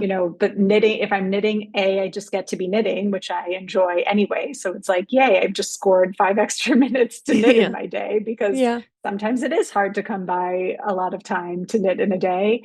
Yeah. And then I have the soothing, like knitting to kind of calm me while I'm feeling antsy that maybe I am going to be late to something Right. um, but I can focus on my knitting and not get as freaked out or, stressed about it or not just be scrolling on news or Yeah. social media or something while I'm stuck there and like not feeling good, like doing things that don't make me feel good. I can do something that does make me feel good. Yeah. Yeah. No, I love that so much. And it's just like such a good reminder that there's so many things out there that we can do other than doom scrolling. And I know a lot of like within my circle, a lot of people were like trying to find ways to like not be so glued to our phones and like doing that sort of activity, because we do come away from it feeling like garbage. So it's like, yeah, I'm like, okay, lean into your hobbies. Like I have a million of them. Mhm. I have everything I need for all of them. So like pick one and do that instead. And I think that is kind of helping of setting limits and setting timers. And, it's like, just don't, it's easy to give over so much of your time when you're not intending to as well. Right. And if you're not giving it to something that's like productive or helping your brain in any way or helping your mental state in any way, if it's making it worse, it's like, it's a trap and it's hard. But I think having a hobby and having accessible hobbies makes it so that you can go, you know what, I'm going to step away from that, I'm going to do this and Mhm. make something cool. And then it can just change the trajectory of like your thinking and where your head's at. And I'm definitely definitely on that boat of like, okay, we need to back away from the screens. Yeah. But And it's more motivating to get your work done if you have something else that you'd like to do. Like I noticed Mhm. that for myself that I'm like, oh, if I can get everything done by 5 o'clock, I don't need to start making dinner till 6 o'clock. I'll have an hour where I can knit and, listen to Yeah. a podcast or watch an episode of a TV show or something like Yeah. that. Or I can work on a quilt for a little bit or, organize the fabrics for a project that I want to make. Like Yeah. that I'm motivated by that because then there's something exciting to look forward to if I can get everything done in time. So then I am more focused in my work because there's something good on the other side of it for me if I can get everything done. Yeah. So yeah, I think that that's when you have something that like excites you, engages your mind, that you think about, right? Like, Yeah. how often am I working, writing or doing my billing or notes or something like that? And I'm Yeah. like, ooh, like I have this thing that like I'm feeling pulled to do, right? I've got ideas, I have thoughts about what I want. I really want to see how these like six fabrics look together because I'm like envisioning it in my head. And Yeah. like in my head, it looks really good. And if I can get through this, then I can go and like play with those fabrics and see if they actually look so good as they do in my head and Right. how I can make that work and everything. So it is like motivating to be more focused in what you're doing, more engaged and like not as distracted so that you can get to these other things that you're engaged in. Yeah. Yeah, for sure. It's fun that you're starting to get into the quilting world because there's like, it's just another hobby and more things to get No, into. I know. I'm really excited. And you were talking earlier about how like it takes more time. You do need to kind of like set up your machine or, have the space and the time to get into it. And that has been a barrier for me for a long time to Mhm. doing the quilting. I've always like admired it, you know, like kind of wished that I was a quilter. And during the pandemic, I thought, oh, well, maybe this is a good time because, I am like home more. But I found it was really hard to do with my kids alongside me. Knitting was easy. The quilting was much harder. I needed to focus more. I needed to be precise. I had sharp instruments out and about, which a Right. 3-year-old could like grab off a table. Hmm. And the kids like really didn't allow me the time, to focus on that. So that didn't quite work to do Yeah. with them the way knitting worked to do with them. But uh, lately, I have had more time since the book finished. Yeah. Now I'm not writing a book for many, many, many hours a day. Yeah. I was, I see patients, but that's kind of like a part-time, it Okay. feels like a part-time job for me. And then I was writing a book and the rest of the time, and now I don't have that. So I do like, I have had some more time open up in my life. My kids are older now, they're 8 and Yeah. 10. So they can kind of occupy themselves better. They've actually taken an interest in sewing as well. So, which is like a blessing and a curse in some ways because now like I'll be at the sewing machine, they'll be like, "Ooh, can I help? Can we do some stuff with you?" And like I love that, but also it like You're slows like, things down and it please go away. I there are love you, but times where please I'm just leave. like, yeah, but I just really want to do this and like I need to Yeah. do this or like this requires some precision of sewing and like I don't want you actually sewing these pieces together. Yeah. Um, or they have their own projects that then they want to work on. Like my son wants to make a tote bag now and just bought the fabric to make a tote bag. So like if he sees me going into my sewing room, he'll be like, "Oh, can we work on my tote bag?" I'm like, "No, it's not like I'm going in here to work on my thing." Yeah. Like we'll do your tote bag. Like let's on Saturday we'll set aside time for it or something. But yeah, I Yeah. want to do my thing now. So but I do have more time. And so I've been able to get into it. And I actually started with English paper piecing. Okay. And I made a cushion, a pillowcase cushion cover. Hmm. Doing English paper piecing, it took me like a year to Yeah. do. It was while I was working on the book. So it was like very much fit into a little bit of time here and there when I Yeah. was not knitting or doing other crafts that I enjoy. But Hmm. I did find that a more accessible way to get into it because I did not need to be at my sewing machine. It is something that I could do like while I was watching TV with the kids or on the subway. Yeah. Or I started doing it with a friend of mine who we have sewn together for a long time. We made Christmas stockings together. We've sewn Yeah. some clothes together, and we've always both wanted to quilt, but we couldn't quite figure out a way to quilt together. Yeah. Side by side without having two machines. And, she didn't want to like lug her machine on the subway to my house or Yeah. vice versa, Yeah. to be working on things. So, unless we like had worked it out where one of us was cutting at the time the other person was sewing, it kind of would end up that like we both just needed the machine. Yeah. So it didn't quite work out to do that together, but we could do the English paper piecing together. So we both took on a project and we would sit and talk and drink a glass of wine or um, and I got it done. And so that was really satisfying and then made me want to try other forms of quilting. And so the quilt, I just finished a quilt, except the binding, which I need to figure out how to do. Yeah. And that's my plan for this weekend, actually, is to figure out how to bind a quilt. Nice.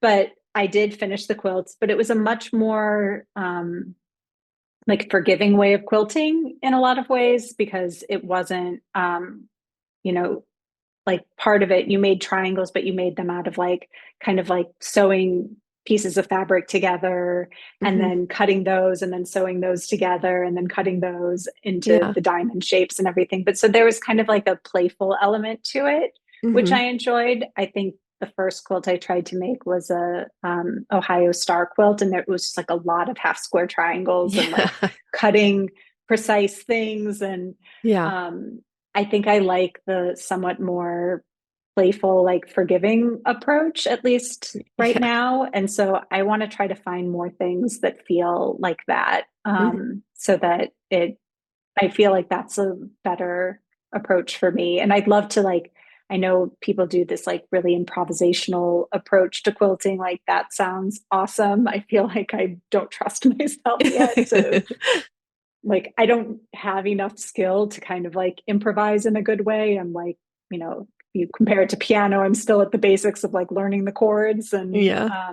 so I can't really quite just play with putting things together yet, but I would love to get there. I think that Yeah. sounds really fun and exciting and creative and satisfying way to quilt. So it feels like a new world opening up, and I am very excited about it. And I do have another English paper piecing project planned, and that it is a full blanket. So if a Hmm. pillowcase cover took me a year, then I can only imagine how long this quilt will take to make. But I think that there's something nice too about just knowing that it will take a long time and that Yeah. that's okay. Like it Yeah. doesn't need to be instant gratification. Like it can just be something that I plug away at for 5 years if it takes that long. Or maybe I'll really get into it and I'll get quicker with it and it won't take as long, but it will certainly take, you know, a lot longer than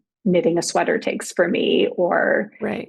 sewing something on the machine would take for me. But I don't know, I think there's something like if I just give myself the permission for it to take as long as it takes and just let it be a long ongoing project, Yeah. like that's okay, you can have those and it doesn't need to be that there are like deadlines for things and Right. that things need to get done um, so immediately. I think that's something like, again, kind of providing a counterbalance to a lot of daily life where there are these deadlines and things do need to happen quickly and you want to get stuff done. And I tend to be driven somewhat by anxiety and everything. Like I feel like anxiety relief when I get the thing done. Yeah. So Yeah. I often have this kind of like drive, like I just want to get this thing done because otherwise I feel like it's hanging over my head or I don't Yeah. know how it will turn out. And it's nice to have something that maybe isn't that's just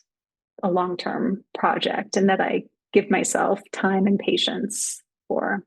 Yeah. Yeah. And yeah, that permission to say, yeah, I'm intentionally engaging with this thing that I know is going to take a long time. It's just kind of a nice, like, oh, I have time. I can work on that. And it's like a friend that's there for you when you just need to chill and relax and Yeah, want to accomplish something. It's like, oh, I know I can do this and this will make me feel better, get me out of this slump or whatever. right.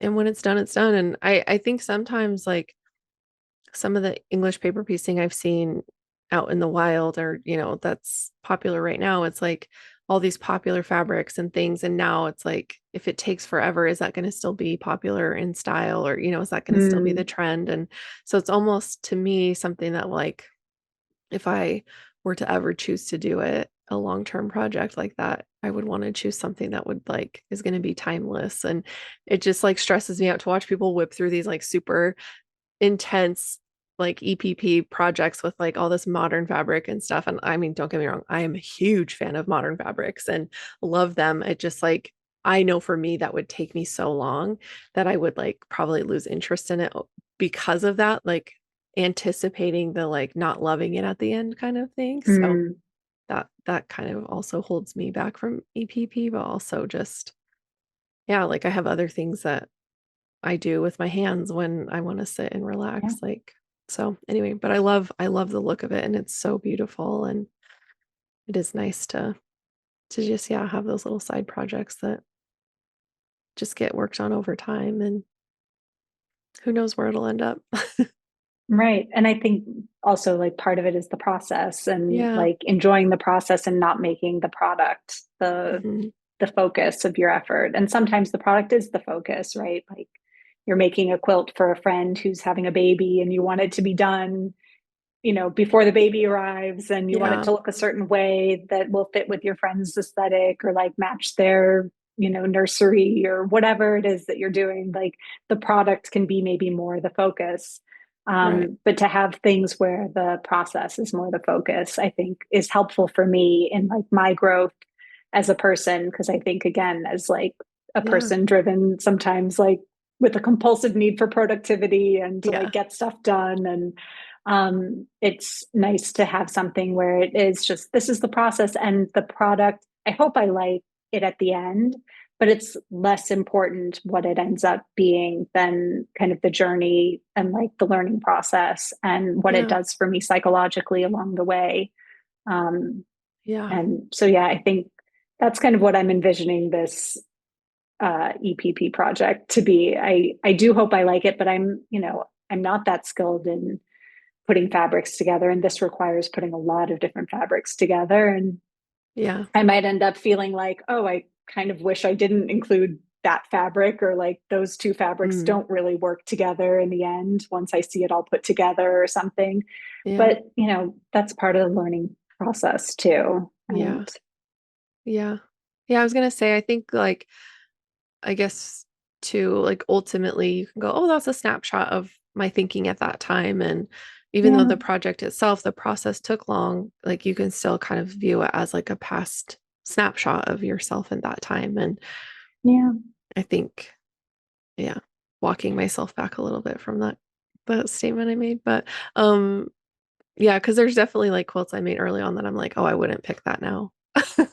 But I still love sure. them because I'm like, oh, at that time I loved it and I was excited to make it and has meaning in that way. And it's not that they're ugly or that I hate them or, it's not like, ew, I'm getting rid of that. It's so gross. It's just like, yeah, I definitely, my tastes have changed a little bit. I'm not as like, yeah, I'm just more choosy with what I want and have a different style, in mind. And I'm still definitely like, I think chaos is a good descriptor for the stuff I like. But I know that and I can kind of lean into that in different ways. And I don't have to just only choose hot pink everything. It's like but you can do chaotic and muted tones and that's kind of fun. And Hmm.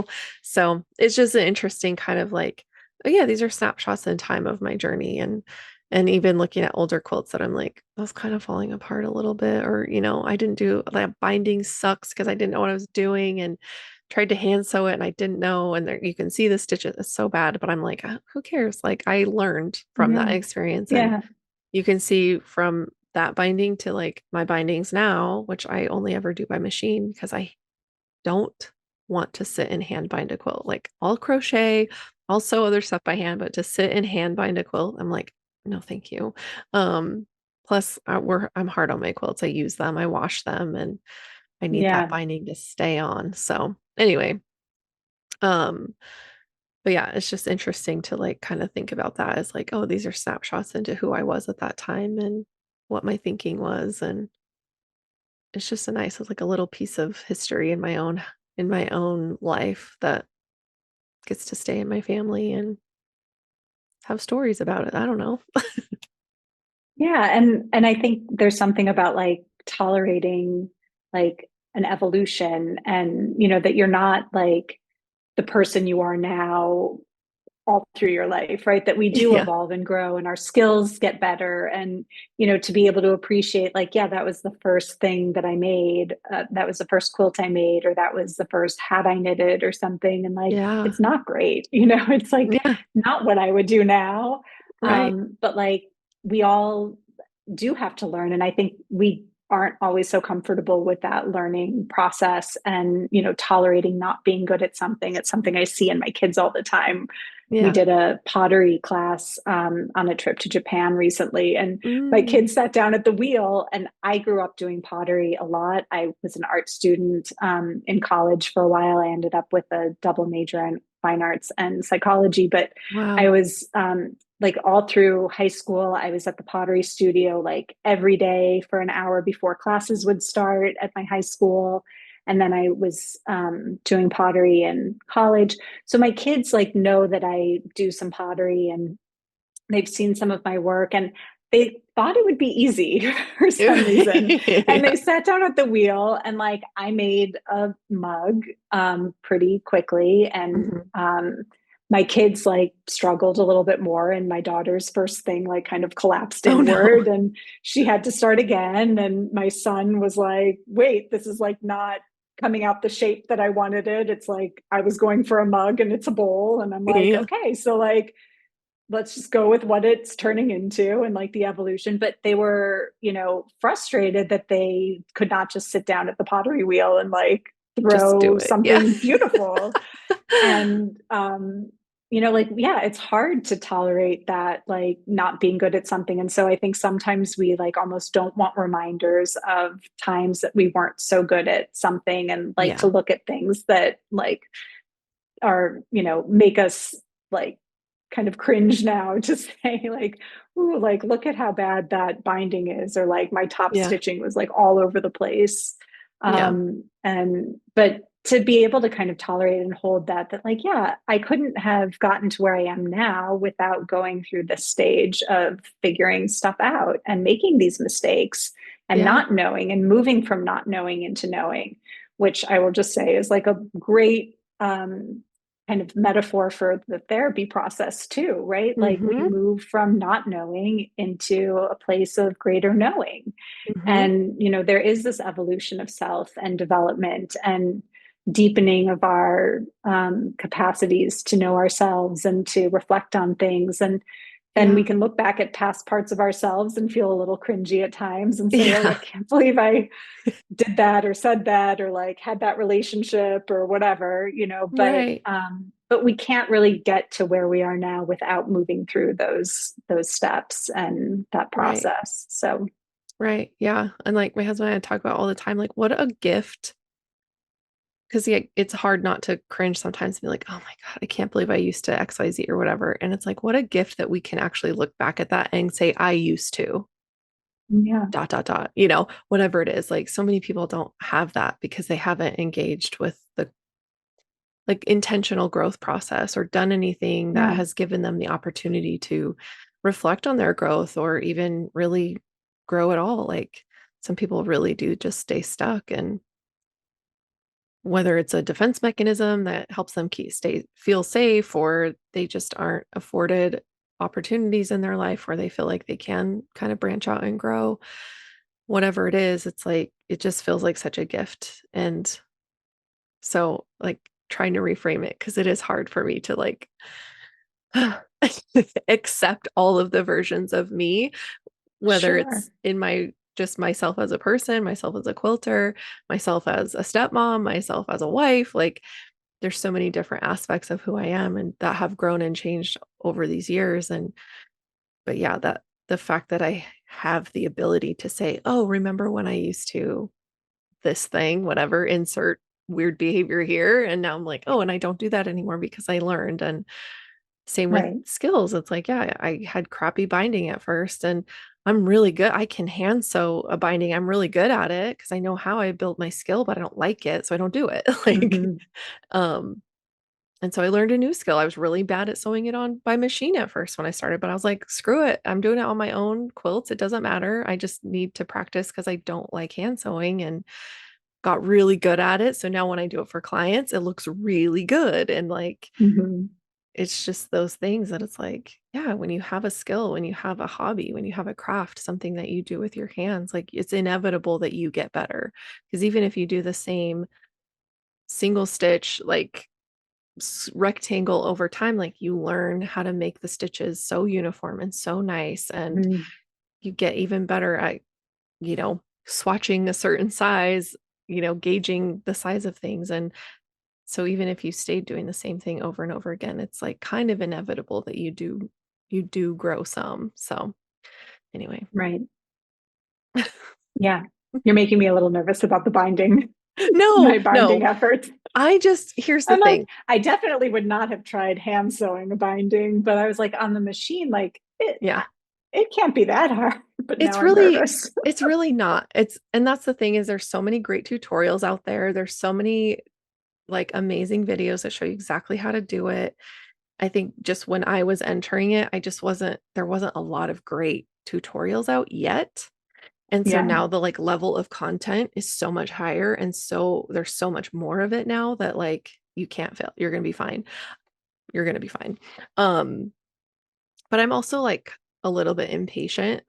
Like that's a part of myself that I've had to like work on in this world of like my crafting and my sewing is like the patience to sit and just do it right. Like if you're not going to do it Mhm. right, then don't do it because I'm going to have to end up fixing it anyway in the long run. So I might as well just do it right the first time. And so it's just more of a practice of me like having grace for myself, Yeah. calming down and like being a little more patient.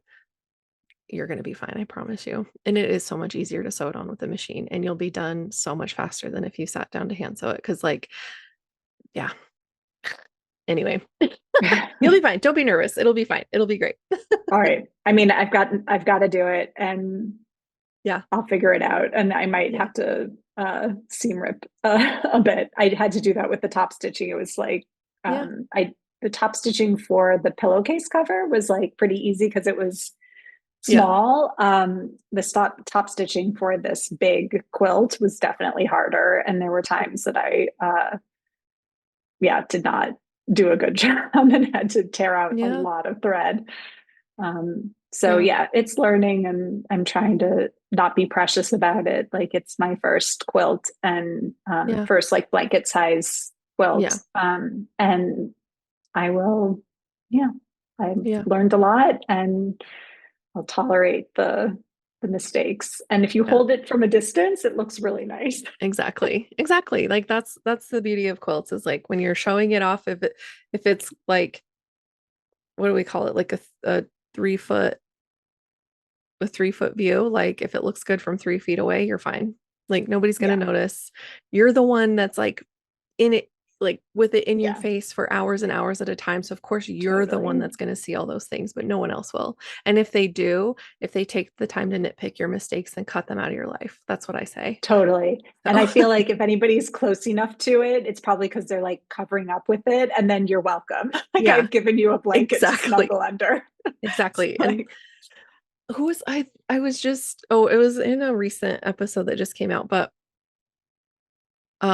with Jessica Kwan, and she was saying like nobody cares. Like they're just so thankful that you made them something. They're not going to look at it and because she's also a long armor like I am, and it's like you can like fret and stress over picking the perfect pantograph design to go to stitch your quilt with and whatever. And like I have hundreds of them and I love that's one of my most favorite parts is picking that final design to give the quilt its personality. And um but she was like, but the person you're giving to, or if even if you're showing it to people, like even quilters, like they don't really care. Like they're just gonna be yeah, like, wow, that's great. I'm so glad you made that. That looks really cool. Unless you're like being judged, like because you've asked for judging on your quilt, like I'm gonna give it to a quilt right, show and ask them to judge it. Like nobody cares. And I'm like, oh yeah, right. nobody does care. It's like people just see this beautiful thing you made and then they think, wow, I could never. And you're like, but you could, but also thank you so much. And you're right. Yes, Like, yeah, if you're covering yourself up in the quilt I made you, you better not say one single word about it. If you find a mistake because exactly. you're that close to it, zip it. Right. So, but that's the humanness in it too. That's what separates it from being a mass made thing that you could just go buy at, you know, a big box store. It's Right. that's you in the quilt. And So it's Yeah, important. yeah, your humanness. And Yeah. yeah, again, a nice metaphor for therapy and accepting ourselves like as we are and where we are too, and saying, yeah, like Yeah. I'm not perfect. And I do Yeah. make mistakes, I will make mistakes, and Yeah. but I have a lot of good things to offer too, right? Yeah. Yeah. Absolutely. I know it's just so funny how much I like connected therapy concepts with like quilting and the things I tell myself as a quilter and just out there in the world. And I earlier this year had a therapist on and talked to her about it. And she's like one of my husband's supervisors. And so I was like, let's talk about this. Like we always talk, it always comes up every conversation, it comes up about the mental health aspect of quilting or Yeah. sewing or, handwork, whatever. And so I was like, let's hear it from an expert. And she was like, let's do this. She was so excited. So it was really fun. And now having you on as a psychologist and just digging into the important work that is textile art. So thank you for that. And your book is beautiful and I cannot wait for people to get their hands on it. So the episode comes out, well, is out now, the 18th, but your book comes out tomorrow. So if you're listening, you can go get the book tomorrow on August 19th. It's called With Her Own Hands. And it's just a beautiful work, and I can't wait to finish it because I've just been enjoying it so much and learning so Thank you. many things I didn't even know I didn't know, and so it just puts a whole new spin on what I do, finding value in the work I do because 'cause I'm a professional quilter, so it's like that's been Mhm. a tricky thing, so thank you for thank you for writing this book and putting it out there in a different way because like you said, there's not really a lot out there about this very personal aspect of it, so thank you. Thank you. It was a meaningful journey for me too, and a discovery of a lot of things that I didn't know that I didn't know and Yeah. hadn't thought of before. Yeah. Well, before we wrap up, do you have a tip or a piece of advice that you would want to offer our listeners? Yeah, I think in line with a lot of the things we've been talking about, allowing textile work and your practice in that to be like insight into your own being and where you are in life. You know, what are you gravitating towards? What does that mean about what you're needing right now in your life and where you are? And if you're having a hard time letting go of a mistake that you made in a quilt or something, reflect on why it's sticking with you so much, why you're being hard on yourself with that, why you can't give yourself grace in that moment.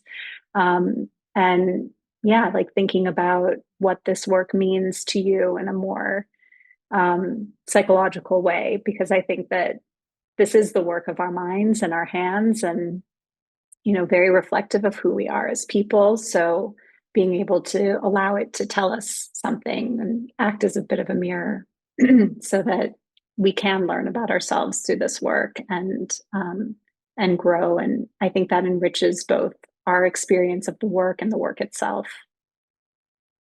Yeah, that's great. Thank you so much. And it is a good kind of reminder to not beat ourselves up so much and just be present with who we are and yeah, get okay with who we are and where we're at and just accept it. So I think that's an important piece Yeah, of being also being able to move forward in your work and your art and not holding yourself back by thinking about something old that already happened that you can't change.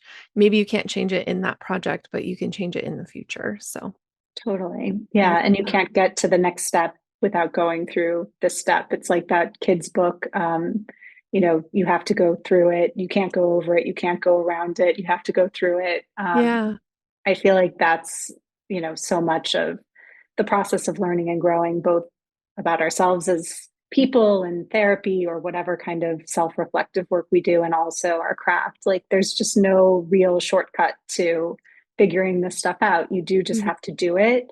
And, nobody can tell you just how to quilt exactly and then have you go and do it exactly right. Like, you Right. have to actually do it and go through it and make the mistakes along the way to learn. And Mhm. yeah, there's just no, you can't go over it or around it. You got to go through it. Yeah, for sure. Oh Yeah. my gosh. Wow. Well, thank you again so much. I'm so glad we were able to chat today and again, I hope everybody runs to go buy your book, and we will put links in the show notes of where people can buy their own copy and get their hands on that, because I think it's really valuable for the creative world to have that information. So Thank you so much, Amanda. Thanks for having me on. yeah.